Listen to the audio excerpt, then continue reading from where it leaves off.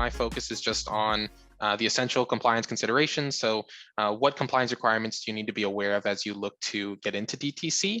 And really quickly, just a quick agenda of what we're going to be looking at today. It's really just focusing on why compliance matters on the next slide here, and then also just what to look out for when considering DTC shipping.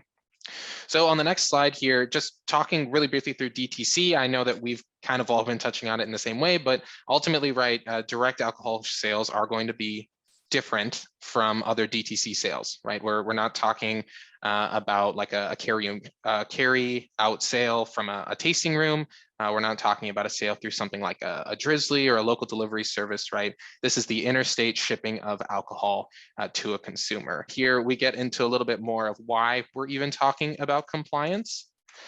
So from a compliance standpoint, what is at stake? Ultimately, there are a variety of rules governing DTC wine shipping, where you can ship and how, and they frequently vary from state to state. And failure to follow those rules, I know I feel like such a Debbie Downer here, failure to follow these rules can have real business damaging consequences. So, and they tend to kind of scale up as you go. So, you know, the first time you might get a cease and desist letter from a state. From there might be fines or monetary penalties.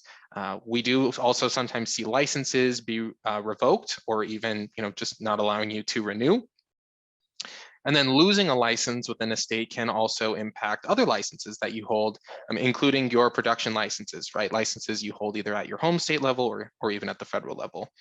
The other key thing to keep in mind here is that states are really paying attention to direct-to-consumer shipping, especially in the wine sphere, and they are cracking down on violations. The last thing I will mention here is that compliance failures by partners that you contract with can be inputted onto you. So my service provider did it, doesn't necessarily offer any protection in that regard. So now that we've got the bad stuff out of the way, on the next slide here, you know, given all that, if you're ready to get started with DTC shipping, you'll want to do it compliantly. And ultimately, your job is to understand the rules and regulations that apply to your specific business. But generally, state rules do require shippers to meet certain criteria. And I'm going to go through the whole list of criteria here in each of the slides, so I won't list them out here. But some of the general ones that you may be heard of before already are requirements to hold a license within a state. Maybe the state has rules about how much you can ship to any given person or household. And then obviously that key one, making sure that you aren't shipping to anyone who's underage. So I'm going to go through each of these briefly as we go. And if you all have questions, please feel free to type them out in the chat and I'd be happy to answer them. So the first item we're going to be looking at specifically is going to be licensing. Right, getting licensed in a new state is almost always a requirement, right? Most states do have a license requirement for DTC shipping. One of the key things here is that you do need to be mindful of the application process, right? If you think that you're just going to walk onto the state's website and be able to submit an application and get it tomorrow, that's likely not going to be the case. Many state licensing requirements do take an amount of time, and they are or there is going to be a fee involved as well. So doing some analysis, understanding which states make sense based on how much a license is going to cost is an important part of the process. The other thing I will mention here is that you do need your own license to ship. A lot of our compliance research and what our regulatory team looks into specifically, you know, you can't use someone else's license to ship. It's not legally permissible to ship under another entity's license. Moving on from licenses, next up is products. So another key step to make sure is that your product lists are accurate and compliant. And really, we see these rules broken out into two main sections. One is going to be your product registrations, and the other is going to be your product restrictions. So from a registration standpoint, if you are going to be selling wine DTC, for most states or in general, you'll typically be required to register your product at the federal level, right, and receive what's called a certificate of label approval. That's a COLA. And then subsequently, there are states as well who do have label requirements at their level as well. So you get your federal COLA, and then you register that COLA at the state level as well. And there are a number of states that do have that requirement. Another restriction you do have to be mindful of from a product standpoint are some states do only allow you to sell items that you yourself either own, produce, or bottle. And we lovingly refer to those as NOOP or not of own product restrictions. So there are a number of states that do have that requirement as well. And then lastly, there are some states that even restrict the sizing of your bottle that you can sell. A good example, I think, is Louisiana, I believe, has a 3-liter volume limit requirement. So you can't ship bottles over 3 liters to anyone. Bummer. I know that's tough.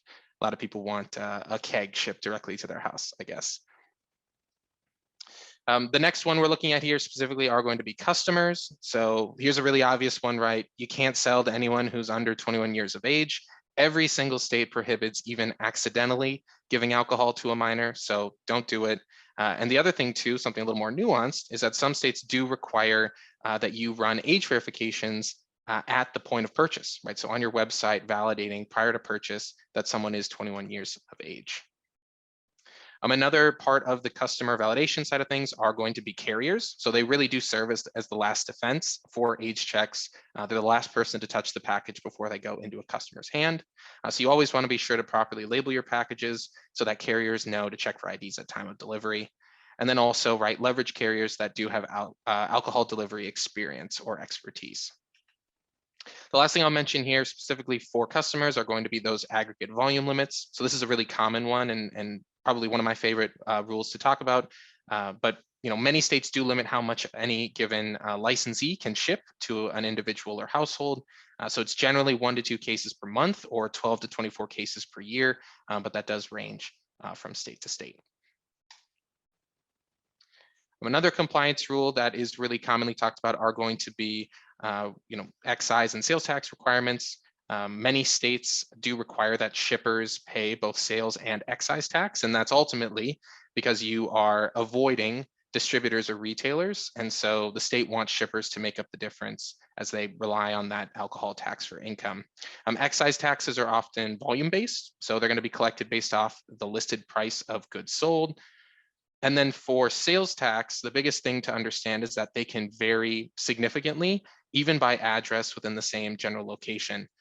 The scenario I always use when I talk through this scenario with prospects is, there are places in Colorado, for example, where the sales tax rate is different on one side of the street versus the other.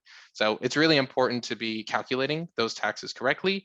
Not to mention that alcohol, when shipped DTC, can have a different sales tax rate than other general items that are being sold. One last key thing here is sales tax is typically collected from your customers at the time of purchase. Excise tax is not, right? You're not allowed to collect excise tax from your customers. You're actually required to remit them yourself to the state. This is the last one that I'll be talking about before we get into the solution itself. But really what it comes down to is many of these states do require that shippers collect and report your sales details as well as keep them on hand in the event that they require that you provide them to them. So things like name, address, and date of birth, right? Volume shipped, any sort of taxes you've remitted, as well as copies of tracking numbers or the numbers themselves. These states typically require record retention in case of an audit, like I mentioned, and those timelines are usually anywhere from 3 to 5 years to ensure that you have it on hand. So with that, those are the compliance rules that you can expect in some way, shape, or form as you do business within a state. But now that we've talked about those, what are some of the differences between trying to manage that manually versus managing that via some sort of automated solution? So from a manual standpoint, right, it's prone to errors, imposes limitations, especially as you grow your business. The more states you ship to, the more complexity there is to track, right? Keeping track of more licenses, more label requirements, state reporting, et cetera. Automated solutions allow you to focus on what you do best, right? What everybody loves to do, making and selling your product. And ultimately, an automated solution does grow with you to help keep track of the ever-changing regulations as the state landscape changes. You also do have that assurance at time of sale that it is in fact a legal state that you can ship to and that you are collecting the right amount of taxes to remit. On the next slide here, just a couple of benefits of having an automated solution: operational efficiency, scalable growth, risk mitigation. From an operational efficiency standpoint, right, you really have the opportunity to focus on getting rid of those manual processes that could hold you back, right? Thinking back to those elements that we talked about for compliant shipping, things like those volume limits, right? How much has any given person received, your different licenses and whatnot. It's easy to see how trying to account for that could really become unmanageable and a risky burden if you aren't paying attention. From a growth standpoint, right, as the number of states you ship into grows, the amount of information and data that's available within an automated solution is there to grow with you. And then from a risk mitigation perspective, having a tool that can save your records, that has copies of your order data, your historical reports, products that have been sold, can be really impactful. A really good example of this is in 2019, Texas started this rolling audits program, essentially validating anyone who had ever shipped into the state. And we've been able to help a lot of our clients in that regard, making sure that they have the required information that the state needs. So here comes the pitch right now. On the next slide here, the power of an integrated solution. So why is it important? And I'm sure as like Tom, for example, has been talking about, having systems that talk to each other really ultimately simplifies your operations, and it reduces time spent on those manual processes and helps reduce the risk of human error, right? Nobody's perfect. And like I mentioned, a good example of this is that A2C BigCommerce ShipCompliant integration. Right, that is something that is now in play. Really, that integration between their solution, which connects BigCommerce to ShipCompliant, it's there to help check compliance in real time. It allows for accurate sales tax determination in real time, and ultimately helps prevent any complications in the future, whether that's between you and your customers or you and the state agencies. Once the order is checked for compliance, once it is deemed compliant, integrated systems allow that data to be transferred to fulfillment partners and beyond, while making sure that compliance is being tracked at every step of the way. Just really quickly, just a brief overview of ShipCompliant, right? There are a lot of challenges out there, we understand, and whether it's keeping track of compliance rules, collecting and remitting taxes, or anything in between, we're here to help. So if you're interested about learning more, I'm sure Josh has a handy link on his page that he can direct us to, but you can also find us on sovos.com/ShipCompliant. August, thank you. That is awesome. I really enjoyed it while I really discussed this topic, because my eyes glass over, which is all the more reason I enjoyed your very succinct and comprehensive overview. So thank you. I say that with love. Appreciate it.